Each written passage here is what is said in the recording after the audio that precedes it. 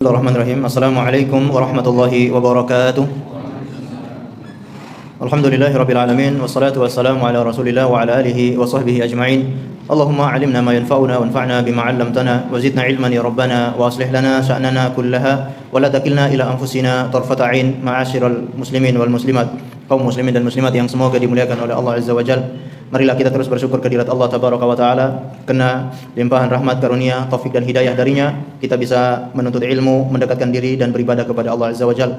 Salawat dan taslim semoga selalu tersampaikan kepada baginda Rasulullah sallallahu alaihi wasallam, kepada seluruh keluarganya, para sahabatnya dan umatnya yang setia mengikuti tuntunannya sampai hari kiamat. Seperti biasanya kita melanjutkan pengajian rutin di setiap hari Selasa, membahas kitab Ahkamul Janaiz yang ditulis oleh Syekh Al-Albani rahimahullahu taala. Dan pada pertemuan sebelumnya kita sudah membahas sana'un nas 'alal mayyit, pujian manusia kepada si mayit. Dan pada kesempatan malam ini kita masuk bab yang ke-10, yaitu bab inti dari Ahkamul Janaiz. Salah satu dari bab inti Ahkamul Janaiz yaitu ghuslul mayyit, memandikan mayit. Sudah kita terangkan ada 4 inti di dalam pembahasan Ahkamul Janaiz, yaitu memandikan, mengkafani, mensolati dan menguburkan. Kita masuk ke inti pembahasan yang pertama, yaitu memandikan mayit. Sebelumnya perlu kita ketahui apa makna mandi. Karena dengan mengetahui pengertian dari mandi ini, kita bisa banyak memberikan hukum atau kita banyak mengetahui hukum-hukum yang berkaitan dengan mandi.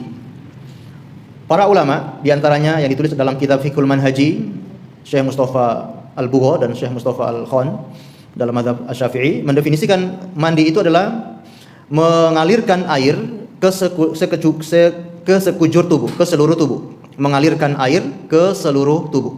Di mana tubuh itu sudah basah, kena siraman air dari ujung rambut sampai ujung kaki, maka orang ini dikatakan mandi. Maka ini bisa kita bedakan dan bisa kita simpulkan apakah mandi kita ini dinyatakan sah dan tidak apabila anggota tubuh kita sudah terkena air. Apabila ada bagian tubuh yang tidak terkena air, berarti belum dikatakan mandi alias mandinya tidak sah. Misalkan seorang yang mandi janabah, dia bisa dikatakan sudah suci dari janabah kalau sekujur tubuhnya terkena air, sudah basah dengan air dari ujung rambut sampai ujung kaki. Kalau ada di antara anggota tubuhnya yang tidak kena air, maka hadasnya belum gugur. Begitupun ghuslul mayit, memandikan mayit ini, apabila air itu sudah mengenai si mayit, maka sebetulnya sudah dianggap sah. Jadi ini gampangannya, kalau kita memandikan mayit, intinya adalah kalau air itu sudah mengenai si mayit dari ujung rambut sampai ujung kaki semuanya basah, maka ini sudah dikatakan telah mandikan mayit.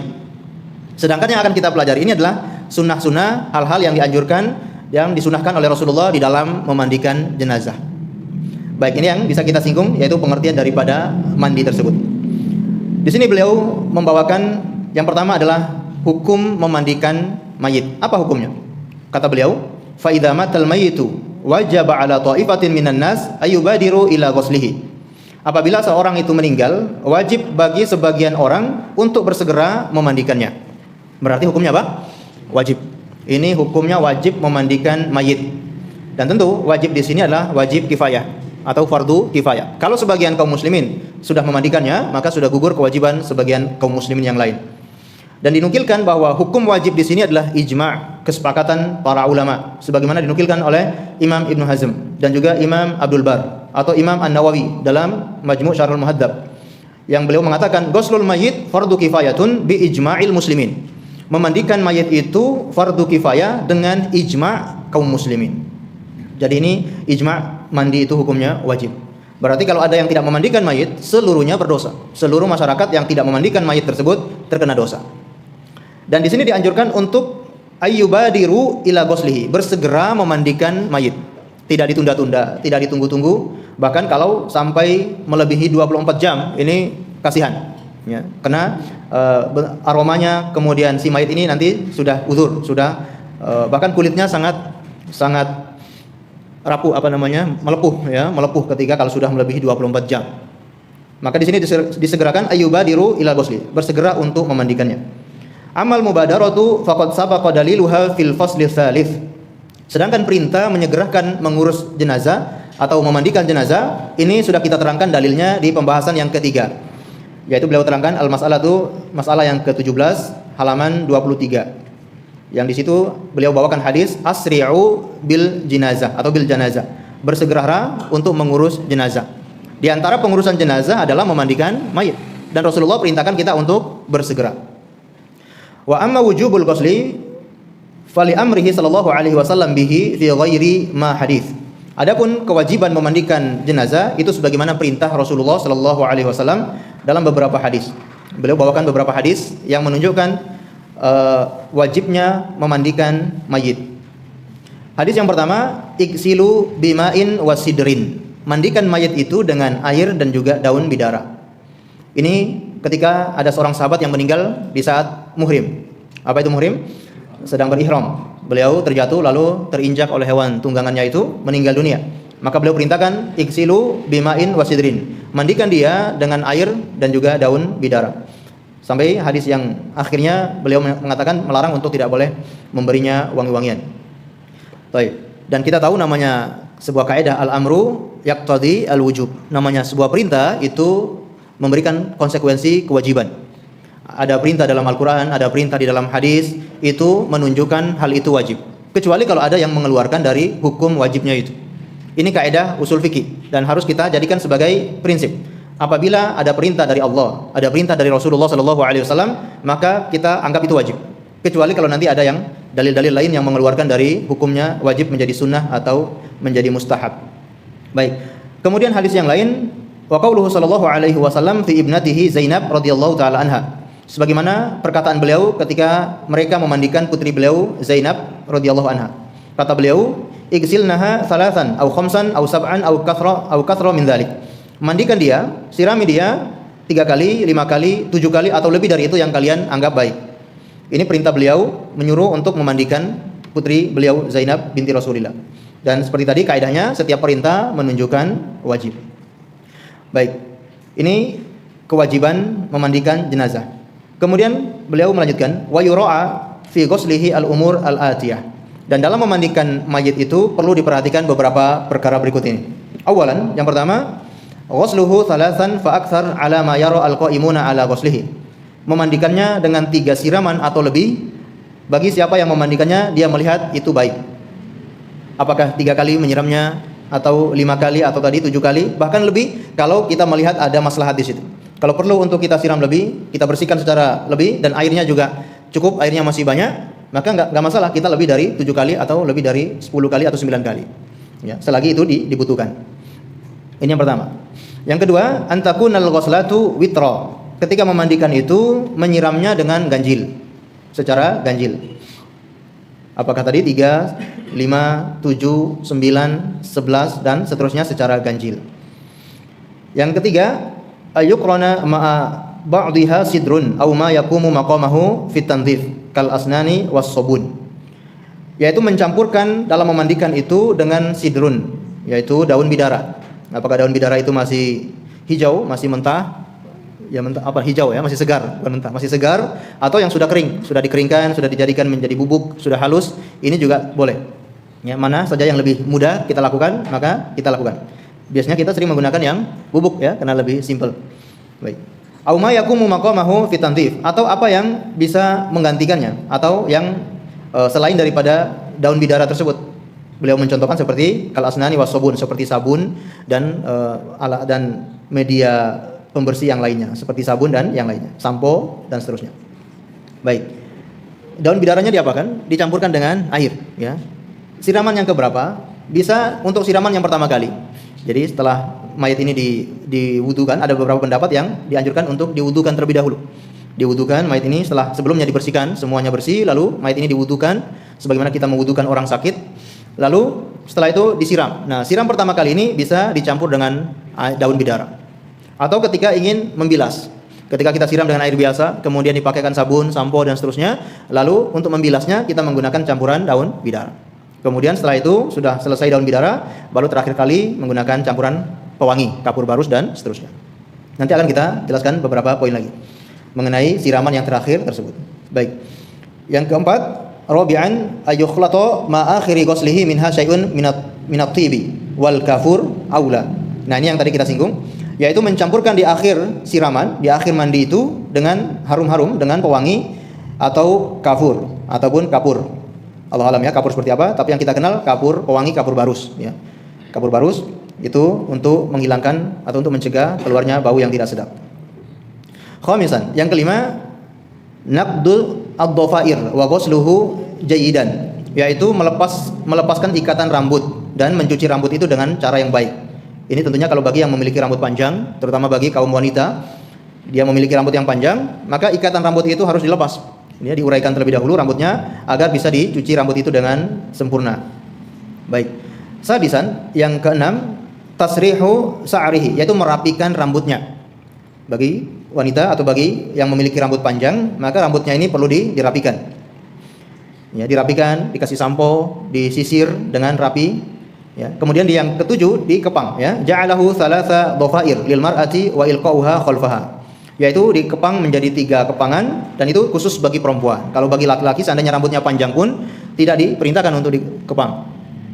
Apakah harus dipotong kalau rambutnya gondrong? Nggak harus ya. Nggak ada perintah untuk memotong rambut bagi laki-laki yang gondrong. Tapi bagi perempuan maka dia perintahkan untuk mengikat mengepang tadi ya. Kepang ya, mengepang. Dikepang menjadi 3 bagian, yaitu sebelah kanan, sebelah kiri, dan ke belakang ya, dan satu di tengah, tengah, lalu ditarik atau dilempar ini ke belakang ya. Namanya apa? Dilempar. Dijatuhkan, betul ya, dijatuhkan ke belakang. Jadi dikepang kanan, kiri, depan, kemudian dijatuhkan ke belakang ya. Baik. Kemudian yang ke-8, al-bada'u biyamini wa mawadhi'il wudu' minhu. Memulainya dengan anggota wudu dan yang kanan, memulai dari yang kanan dan memulainya dari anggota-anggota wudu. Nah, ini yang dijadikan dalil oleh sebagian ulama, disunahkan untuk berwudu atau untuk mewudukan si mayit sebelum memandikan mayit tersebut. Memulai dari yang kanan ya, dari sisi yang kanan, dari sebelah kanan ya 3 kali, kemudian dari kiri 3 kali, dibalik lagi kanan 3 kali, kiri 3 kali. Kalau kita merasa perlu untuk air lebih ya, kiri 3 kali, kanan 3 kali. Kita merasa pengen lebih dari itu, kita siram lagi mungkin sampai 5 kali. Kemudian dibalik lalu disiram sebelah kirinya sama dengan yang sebelah kanan tadi. Kalau kanannya 3 kali ya, kirinya juga usahakan sama, yaitu 3 kali. Begitupun bagian wajah ya, dari kanan kemudian juga dari kiri. Kanan kiri kemudian baru tengah. Begitupun area kaki ya, kakinya dari pinggang ke bawah kita siram dari arah kanan 3 kali, kemudian kiri 3 kali atau lebih dari itu. Baik, begitupun ketika memakaikan sabun juga memulainya dari yang kanan. Kita mulaikan dari yang kanan, begitu sudah dibersihkan sebelah yang kanan, kita miringkan, kemudian dibersihkan dari yang kiri dan begitu seterusnya. Baik. Yang ke-9, ayyatawalla ghusla dzakari rijal wal unsa an-nisa illa mastathna kama ya'ti bayanuhu. Yang bertugas untuk memandikan laki-laki, jenazah laki-laki adalah laki-laki, dan yang bertugas memandikan jenazah perempuan adalah perempuan. Ini hukum asalnya. Tidak boleh laki-laki memandikan perempuan atau sebaliknya, perempuan tidak boleh memandikan jenazah laki-laki. Ini kadang sebagian rumah sakit itu mempekerjakan sebagian tukang mandi jenazah, itu kadang nggak memperhatikan ini. Kadang mempekerjakan petugas perempuan untuk memandikan mayat siapa saja dimandikan, ya. Laki-laki perempuan juga dimandikan itu. Ini tidak boleh. Dalam Islam, laki-laki memandikan laki-laki dan perempuan memandikan perempuan. Lalu di sini kata beliau, illa mastathna kama ya'ti bayanu. Kecuali yang dikecualikan, dan nanti akan kita bahas siapa saja yang dikecualikan ini. Baik, sekarang pertanyaannya, kalau bagi yang banci, yang mengatakan dirinya waria, banci, gimana? Siapa yang mandikan? Laki-laki atau perempuan? Nah, dalam pembahasan fikih ya, karena yang dikenal itu di zaman dahulu namanya khunsa, ya, khunsa itu dia yang memang punya kelamin ganda, punya kelamin ganda. Jadi atau belum bisa dibedakan mana laki-laki mana perempuan. Nah, para ulama mengatakan bagi yang seperti ini tidak dimandikan, alias hanya ditayamumkan saja. Nah, ini berarti dia menyalahi fitrah, hanya ditayamumkan saja. Karena yang mandikan laki-laki ini juga belum jelas ini laki-laki atau bukan. Laki-laki kok dia udah operasi jadi perempuan. Yang memandikan perempuan loh, kok ini awalnya memang laki-laki. Jadi daripada bingung, tayamumkan saja. Nah, ini termasuk hukuman tersendiri ya, hukuman tersendiri bagi mereka yang merubah gender saja. Baik, ini hukum asal. Laki-laki memandikan laki-laki, perempuan memandikan perempuan. Kemudian kata beliau, wa dalilu ala hadhil umur haditsu Ummu Atiyah radhiyallahu anha. Adapun dalil hadhil umur, perkara ini, yaitu yang kita sebutkan tadi ada 9. Dalil 9 perkara, 9 hal yang kita sebutkan di atas adalah hadis Ummu Atiyah radhiyallahu anha. Beliau berkata, "Dzakhala alaina an-nabiyyu sallallahu alaihi wasallam wa nahnu nagsilu ibnatahu Zainab. Rasulullah Shallallahu alaihi wasallam menemui kami dan kami akan memandikan putri beliau Zainab. Faqala, beliau bersabda, igsilnaha thalathan. Mandikan dia dengan 3 siraman. Ya, 3 kali siraman. Au khamsan, atau 5 kali siraman. Au sab'an, atau 7 kali siraman. Au aktsara min dzalik, atau lebih dari itu yang kalian pandang baik. In ra'aitunna dzalik, jika kalian melihat itu baik. Bima'in wasidrin, dengan air dicampur daun bidara. Qalat, qultu witron, qala na'am. Apakah dengan witron, dengan ganjil, siraman secara ganjil? Beliau mengatakan na'am. Wa ja'alna fil akhirati kafura aw syai'an min kafur. Jadikan di akhir mandi itu, di akhir basuhan adalah menggunakan kafur ataupun sesuatu dari kafur, ya, kafur barus. Wa idza faraqtunna fa'adhinnani. Apabila kalian sudah selesai memandikannya, maka panggillah saya. Falamma faraqna adannahu fa'alqa ilaina haqwatan. Mohon maaf, haqwahu. Apabila kami sudah selesai memandikan, kami memanggil beliau, maka beliau memberikan haqwah, yaitu seperti sarung kain, ya, sarung yang tidak ada jahitannya. Faqala ashirnaha, ya, lapiskan dia dengan kain tersebut. Kemudian qalat wa masyatnaha thalathata qurun, dan kami merapikan rambutnya dengan 3 kepangan. Wa dhaffarna sya'raha thalathata athlath, ya, kami mengepangkan rambutnya dengan 3 kepangan. Qarnaiha wa nasaitaha wa alqinaha khalfa, ya, tadi yang kita jelaskan, yaitu sebelah kanan dan kiri, kemudian di bagian tengah, lalu kami lemparkan, kami jatuhkan ke belakang. Wa qala lana ibda'na bi yaminiha wa mawadhi'il wudu' minha. Lalu beliau bersabda, memulaikan mandi itu dari yang kanan dan tempat-tempat wudunya dia. Ini dalil perkara-perkara yang kita jelaskan tadi yang berkaitan dengan memandikan jenazah. Berikutnya yang ke-10 adalah ayyuk sala bi khirqatin aw nahwiha tahta satira li jismihi ba'da tajridihi min thiyabihi kulli, yaitu memandikan jenazah lalu dilapis atau ditutupi dengan kain, ya, untuk menutupi seluruh tubuhnya ba'da tajridi, setelah melepas semua pakaiannya. Dan ini juga dianjurkan dan diperintahkan untuk melepas pakaian si mayit ketika hendak memandikan jenazah. Karena tentunya lebih mudah untuk dibersihkan, lebih mudah untuk disiram, diberikan wangi-wangian, ini lebih mudah. Jadi diperintahkan untuk melepaskan kain, pakaian daripada si mayit. Bagaimana caranya? Ya, mungkin ada yang sudah berpengalaman memandikan mayit, ditutup mayit tersebut dengan kain yang menutup sekujur tubuhnya, lalu apakah kita potong atau kita menggunting pakaian tersebut, dan lebih mudah dengan digunting. Misalkan mayitnya masih menggunakan baju, menggunakan kaos, kita menggunting dari samping, ya, kemudian bajunya tinggal kita tarik. Ya, kita tidak sulit untuk melepaskan sebagaimana kita lepaskan orang yang melepaskan pakaian. Ini mungkin agak sulit, apalagi kalau berbentuk seperti kaos dan yang lainnya. Ya. Tapi kalau yang kameja yang ada kancingnya itu mungkin mudah, ya, kita lepaskan kancing. Itu pun di bagian tangan juga agak sulit, ya. Maka yang paling mudah tadi, ya, kalau nggak eman-eman bajunya, mendingan digunting, ya, itu lebih mudah. Setelah digunting bagian pinggirnya tinggal kita tarik. Ini sangat mudah. Baik. Hadisnya apa atau dalilnya mana kalau dianjurkan untuk melepas pakaian si mayit? Yaitu hadis dari Aisyah radhiyallahu taala anha, "Lamma aradu ghuslan Nabi sallallahu alaihi wasallam qalu." Ketika para sahabat itu ingin memandikan jenazah Rasulullah sallallahu alaihi wasallam, mereka berkata, "Wallahi ma nadri an nujarridu Rasulullah sallallahu alaihi wasallam min thiyabihi kama nujarridu mautana."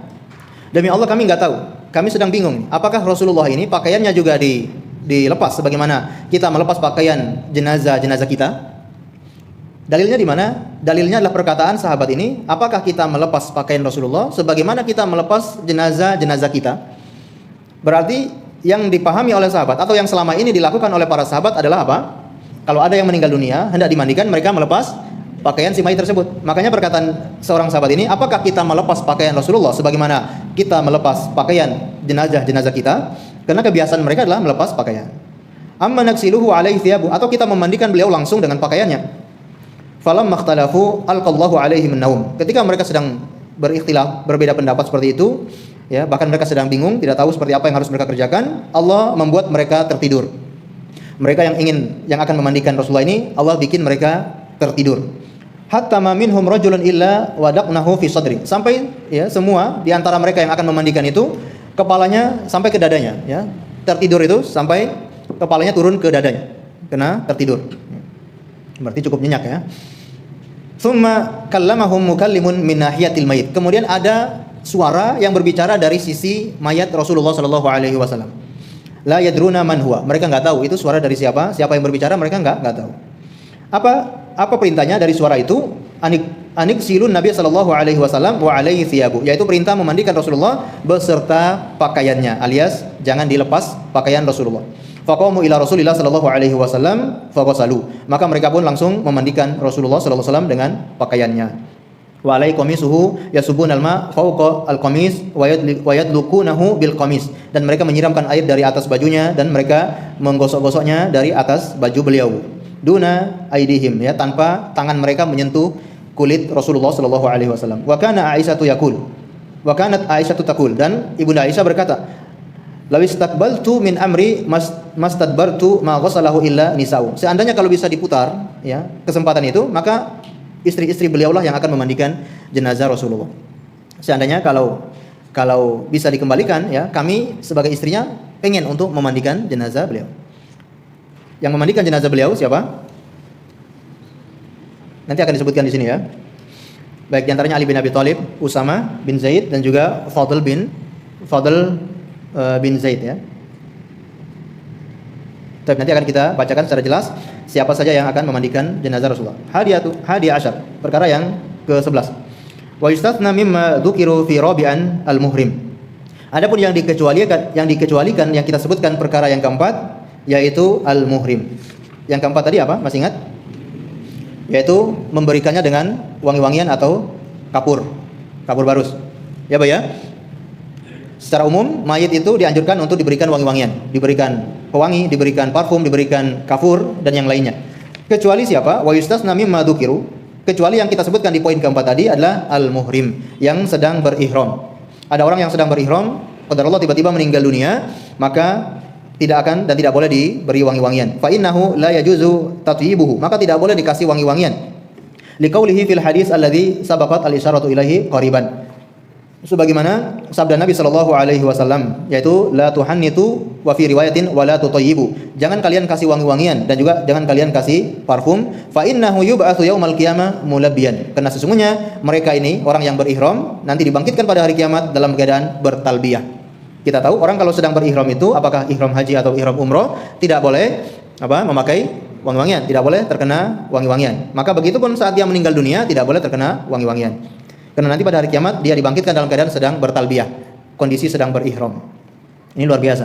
Jadi kalau ada keluarga kita yang lagi berhaji atau lagi berumroh kemudian meninggal dunia sedang ihram, alhamdulillah, ya, jangan kita malah sedih. Justru kita bahagia karena meninggal dalam keadaan beribadah. Insyaallah husnul khotimah. Tsani asyar, perkara yang ke-12, wa yustathna aidon mimma warada fi tasi'an, dan dikecualikan perkara yang kita sebutkan poin yang ke-9. Poin yang ke-9 tadi adalah pada umumnya atau pada asalnya yang memandikan itu laki-laki memandikan laki-laki, perempuan memandikan perempuan. Ini poin yang ke-9. Kecuali di sini poin yang ke-12 dikecualikan. Siapa? Wa yustathna aidon mimma warada fi tasi'an az-zawjan. Dikecualikan yaitu suami istri. Bagi suami istri, maka boleh seorang istri memandikan suami atau sebaliknya suami memandikan sang istri. Fa innahu yajuzu likulli minhuma ayyutawalla ghusl al-akhar. Dibolehkan bagi keduanya untuk saling memandikan. Illa dalilun yamna'u minhu, karena tidak ada dalil yang melarang hal tersebut. Wal aslul al-jawaz, dan hukum asalnya adalah boleh. Wala siyama wa huwa muayyidun bi haditsain. Apalagi ada hadis yang menguatkan perkara ini. Baik. Suami istri ketika mereka masih hidup boleh, ya, saling mandikan, boleh saling melihat. Ini seorang istri, suami bagaikan pakaian satu sama lain. Maka begitu pun saat salah satunya meninggal dunia, boleh, ya, itu juga berlaku. Sebagaimana hadis yang diterangkan atau dibawakan oleh beliau di sini, an Aisyah radhiyallahu anha qalat. Dari Aisyah radhiyallahu anha berkata, "Lau kuntu istaqbaltu min amri mastadbartu ma ghasala Nabi sallallahu alaihi wasallam ghairu nisa'i."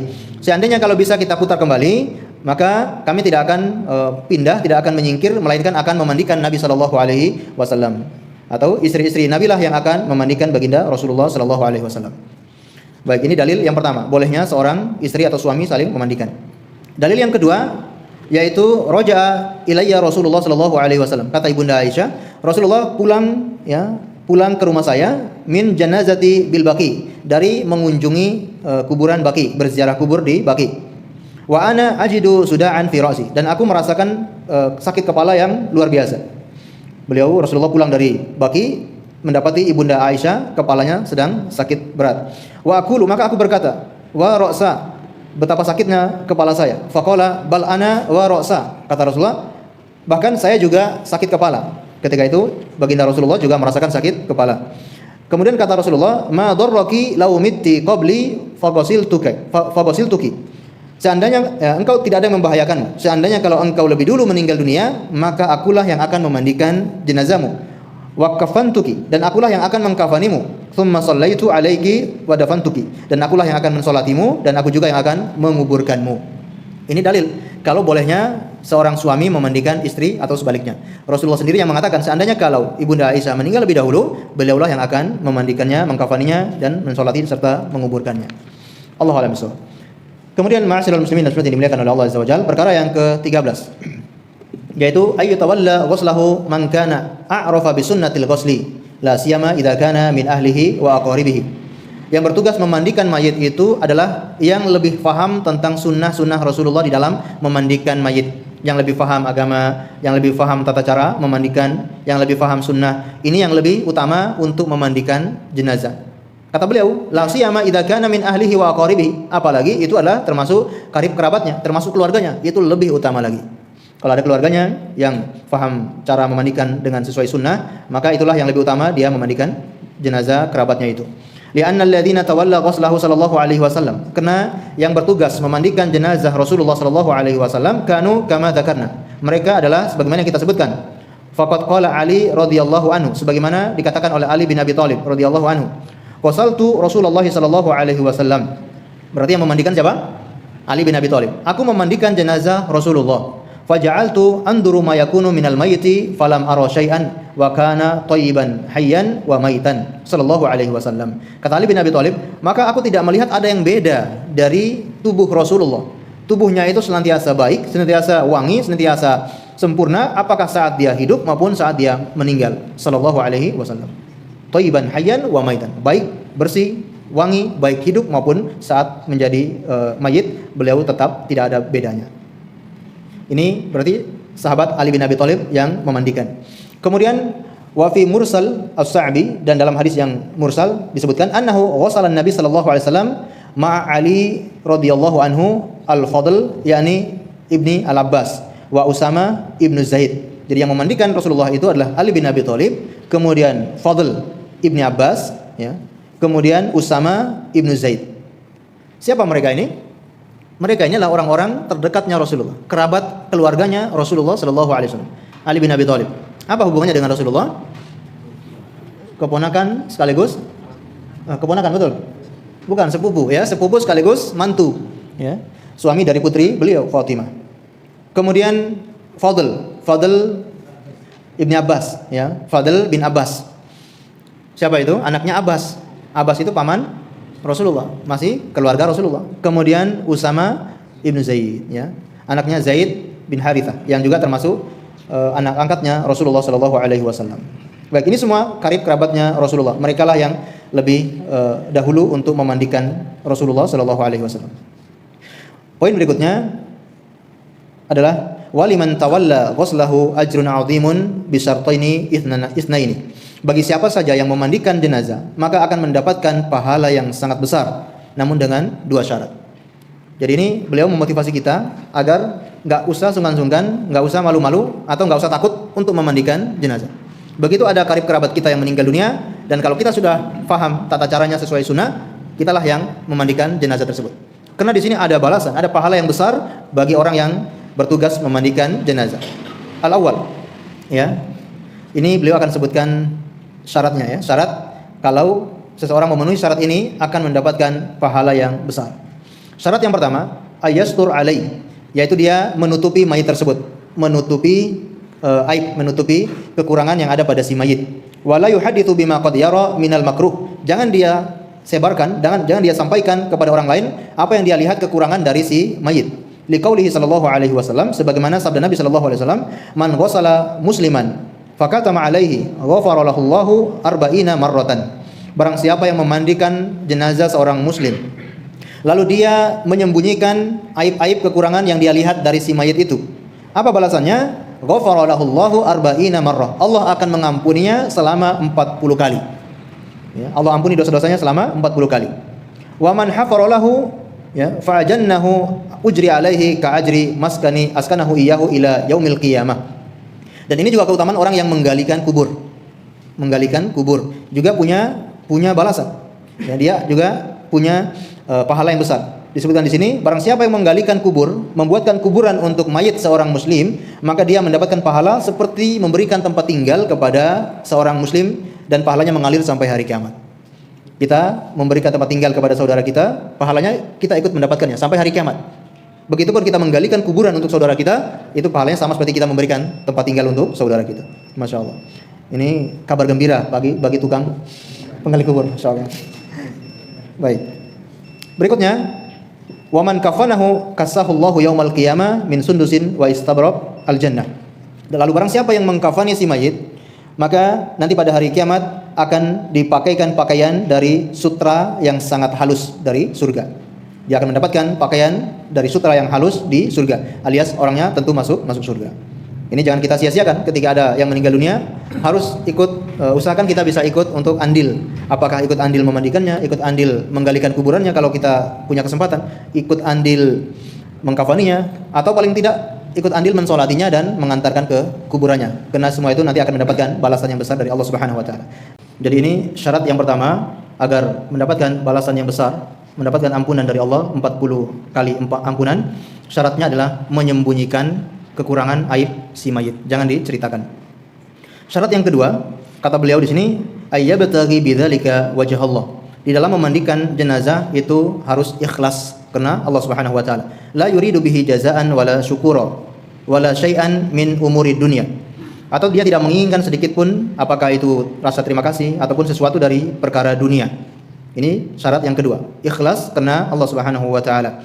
Dan sepertinya beliau memilih pendapat yang tidak boleh mengambil upah dari memandikan jenazah. Tapi para ulama berbicara atau menjelaskan dalam masalah boleh atau tidak mengambil upah dari memandikan mayit. Dan sebagian besar ulama seperti jumhur ulama membolehkan mengambil upah dari si mayit. Ini sebagaimana yang difatwakan oleh Syekh Ibnu Shalih Al-Utsaimin, Syekh bin Baz dan juga para ulama yang lainnya, boleh seseorang mengambil upah dari memandikan mayit, ya, karena dia seperti bekerja kepada seseorang. Ya, dia seperti bekerja kepada seseorang. Dan itu tidak ada hubungannya dengan keikhlasan. Ikhlas itu beda dengan mengambil upah. Orang yang mengambil upah belum tentu dia ikhlas. Mohon maaf, orang yang mengambil upah belum tentu dia tidak ikhlas. Atau sebaliknya, orang yang tidak mengambil upah belum tentu dia ikhlas. Jadi ikhlas itu adalah perkara hati. Bagaimana ketika dia memandikan mayit itu, hatinya itu sadar, saya memandikan ini ingin dapat pahala yang dijanjikan dalam hadis ini. Ketika dia mengkafani si mayit, hatinya itu sadar. Dia hatinya itu hadirkan dalam hati, dia ketika mengkafani ingin mendapatkan pahala yang dijanjikan ini. Begitupun ketika menguburi si mayit, dia hadirkan dalam hati, saya menguburkan ini ingin ya memberikan tempat tinggal, atau dia menggalikan kubur itu, dia ingin hadirkan dalam hati ingin memberikan tempat tinggal kepada si mayit. Ini baru ikhlas.